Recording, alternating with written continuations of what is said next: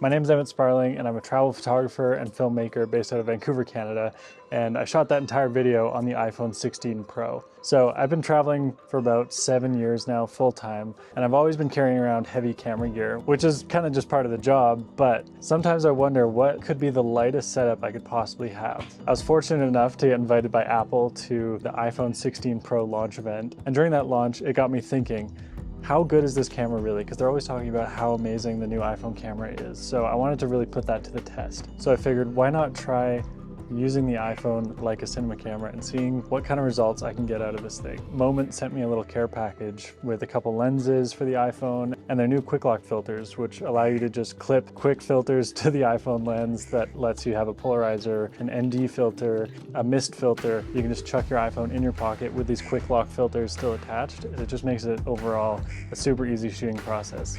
Another piece of that Moment care package that they gave me was this 67mm filter thread that kind of screws onto your iPhone.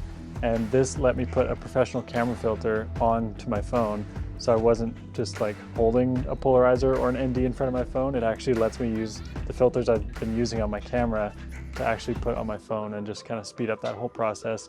It just makes it super easy because it's just this little clip that you bring with you.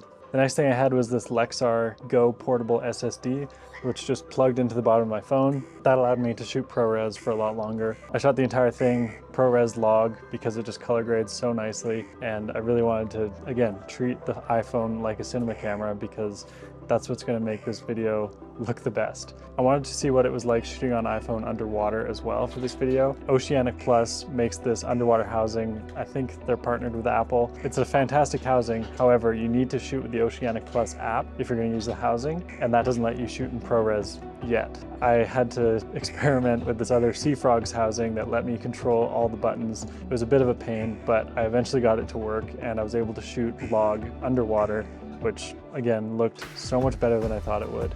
So in order to treat my phone like a cinema camera, I needed to have full control of the settings of my camera. And so I used the Moment app to be able to control all those settings, dial in the shot exactly how I wanted, shutter speed, ISO, all that good stuff. And it also gives you a manual focus option, which is really nice. By doing all that, I was able to get a lot more accurate shots to exactly how I was envisioning them. And it just made everything look more cinematic because you get that natural motion blur from the slower shutter speeds and that kind of thing. If I was going to give one piece of advice to someone trying to shoot more content on their iPhone and make it look as professional as possible, I would say to treat your iPhone like a cinema camera. So download that Moment app, get full control of your settings, get the quick lock filters, get the lens attachments, because those are all the things that you would put on a normal cinema camera where you'd have full control of your settings, you'd have filters on your lenses, that kind of thing. So make sure you're treating your phone like a cinema camera, and then you're going to get the best possible results out of it, because you're not going to get professional looking results if you're just shooting in the regular camera app without any filters.